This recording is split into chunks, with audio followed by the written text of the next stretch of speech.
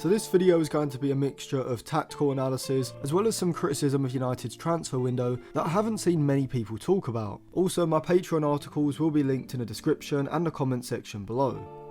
So I think this match just exposed a lot of delusion at Manchester United. I don't think we've been ruthless enough this summer. Casemiro, Eriksen, Rashford and Ten Hag should have all gone. We should have got De Zerbi, Matoma or Nico Williams, Barkley and kept Maxi Oyedele. What on earth is the point in keeping Eriksen in the squad if he isn't going to come on in this type of game to establish control in the centre of the pitch? I mean, he's not got the legs at all, which is why Ten Hag's gone with Collier, but I just can't see how Ten Hag thinks that Collier is better than Oyedele. Even from their pre-season performances, I still thought that Oyedele was clearly the better option to keep in the squad, especially being a player who's closer stylistically to Casemiro than Collier is. Ross Barkley was available for about £5 million, and this is exactly the type of game where you need someone with legs who has a composure in the centre of the pitch to give United some control. Collier just isn't at the level needed to do it in this type of game. Barkley proved last season at Luton that he's more than capable of doing this, having some outstanding performances against some of the big clubs last season. I suggested Barkley towards the end of last season just as a squad player, and people were arrogantly dismissing Barkley even as an option, as though Barkley is not good enough for United, who finished 8th last season with negative goal difference whilst the likes of McTominay, Casemiro and Eriksen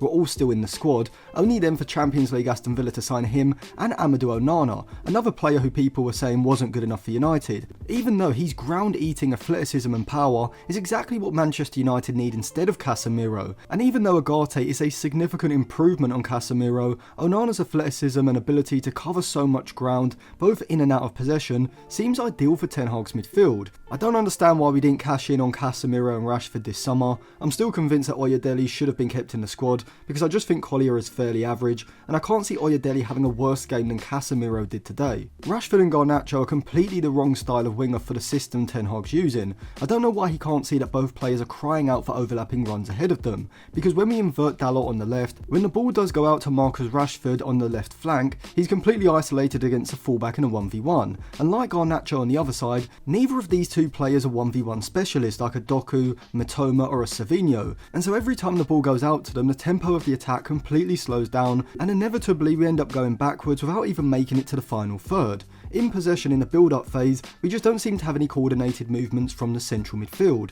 Casemiro, Mainu and Bruno Fernandes are far too static, and so this makes it fairly easy for the opposition, whether it's Liverpool in this game or Brighton last week, to cut the passing lanes and leave United circulating the ball without any real penetration through the centre. And even when we do go wide, the fullbacks aren't in the position to provide the instant forward run ahead of the ball that both Rashford and Garnacho need. But before I go any further, if you want to check out any of the new season jerseys, go over to Jersey FIFA. They've also got the club, international and retro jerseys. You can use code Atlantis at checkout for a discount. A link will be in my Instagram bio, which I will leave linked in the description. If Ten Hag and United wanted to keep Rashford, why didn't they bring in a left back behind him who suits his game? Reguilon isn't the long-term answer by any means, but certainly I think his overlapping runs would instantly improve Marcus Rashford. Also, why the hell are we getting rid of players like Camboila and Sancho if we have Evans and Antony on the bench? Realistically, Camboila and Sancho are probably mid-table level Premier League players over the course of the whole season, but I don't think Antony or Evans are even Premier League starters for teams like Leicester or Ipswich. Fatawa at Leicester and Omari Hutchinson at Ipswich are both far better than Antony, and realistically Johnny Evans doesn't consistently start for any other Premier League side, yet somehow makes it to the Manchester United bench. And we can't keep blaming a lack of investment. It's obvious that Ten Hag didn't fancy players like Sancho, Camboila, Oyedele, and instead has decided to keep players like Johnny Evans, Christian Eriksen and Antony. I'm also not sure why we didn't prioritise signing a central midfielder before the start of the season, as that was the obvious area where we needed massive improvement. We were never going to get Agate for much cheaper than the £50 million because PSG aren't going to take a massive loss after only one season, whilst Amadou Onana was available for around the same amount. Our midfield is still completely wide open at times. The gap between the midfield and defensive line is appearing, even with a back line of Mazraoui, De Ligt, Martinez and Dalot, which was exactly what I was saying last season. It's a tactical issue, not a personnel issue.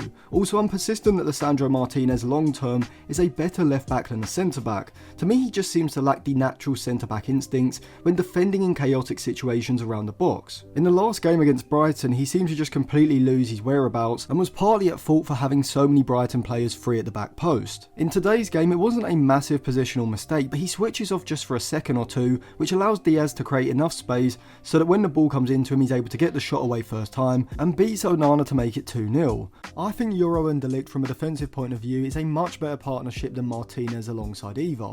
People say that Martinez can't play at left back because he doesn't have the ability to consistently defend well in 1v1s in a channel, but even at centre back he's going to have to do this, and we saw him have to do this against Fulham on the opening day of the season against Adama Traore, as well as today against Mo Salah. The only way you mitigate him being in these sort of situations is by pushing him forward into the press from where he can pick up one of the opposition midfielders between the lines, leaving Mazraoui and Dalot in the 1v1s in the channels, and De Ligt 1v1 against a centre forward. But I think the main issue for United is their 4-2-4 press, as it just leaves Manu and Casemiro far too isolated when Liverpool were able to work the ball to one of the fullbacks, and then back inside to either Gravenberch or McAllister between the United forward and midfield line, from where there's now massive amounts of space to exploit around United's midfield double pivot, which you may be able to get away with sometimes if you've got Ugarte in there, but with Casemiro in there who just doesn't have the athleticism to cover ground, it's just exposing his weaknesses even more. I think Ten Hag needs to be a lot more pragmatic because his pressing system just isn't coordinated well enough to press consistently that aggressively against sides who are very intentional and effective at working the ball through the centre of the pitch, which both Brighton and Liverpool are. However, I just don't think that Ten Hag has the tactical creativity or the versatility that United need, either in switching between systems and shapes from game to game, or even when it comes to his tactical or personnel changes in game. It's all very predictable, we don't change system, we don't move from any possession shape, we still use that 3-1-6 in possession, very little rotation between players, and if McTominay was still at United, he would have been the one to come on for Casemiro at half time, but without him, you know it's going to be Collier, which I just think is a bit of a nothing change. I just don't see how Collier comes in and changes the game. I mean, we are chasing a 2-0 deficit at half time. I think you've got to experiment. I would have brought on Ahmad for Casemiro and switched Garnacho and Ahmad, and I did talk about this in a video about Garnacho, analysing why I think when United are chasing games exactly in this situation in the second half, moving Garnacho central, especially when Mason Mount isn't available, gives United a much more dangerous right flank, with Garnacho providing over and underlapping runs, and Ahmad on his left able to use Garnacho's movement to either thread him in behind the back line or cut inside onto his left foot from where he can look to create something via a cross or a pass, or even get into a shooting position and release a shot himself. Out of possession in the second half, rather than pressing so aggressively in a 4-2-4, I think Ten Hag has to revert back to that 4-1-4 press that we saw from last season, dropping Bruno Fernandes from the forward line into the pressing line behind, having Garnacho and Bruno Fernandes on Liverpool's double pivot, with Ahmad and Rashford narrow either side and Xerxes leading the press, from where Manu can sit behind as a single pivot and press one of Liverpool's more advanced central midfielders, with Lisandro Martinez then pushing up from the defensive line, leaving Dalot 1v1 against Salah, which is obviously a better option than leaving Martinez there, Mazraoui v Luis Diaz on the left, and De Ligt against Jota, with a pressing shape of a 3-2-4-1, creating a box shape of 4 players in the centre, making it harder for Liverpool to find overloads and congesting the space to stop Liverpool playing through the centre.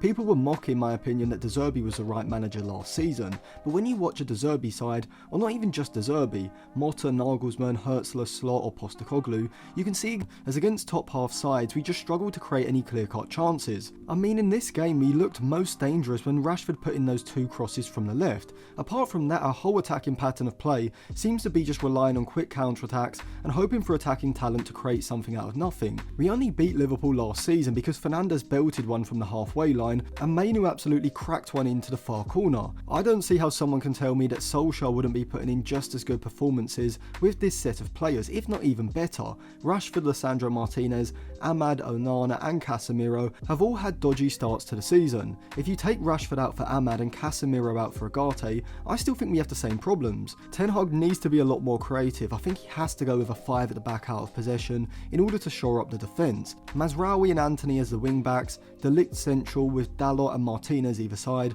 I think that provides a lot more defensive security. I still can't work out why Ten Hag hasn't at least tried Antony as an attacking overlapping left back towards the end of games when we need a goal, or even as a wing back in a back 5. As a right winger he offers nothing apart from defensive work rate, which he could also do from the left side, and is constantly losing the momentum of the attack by cutting back, trying to avoid using his right foot, but he wouldn't have this problem on the left side, and I just don't see how Ten Hag can't see this.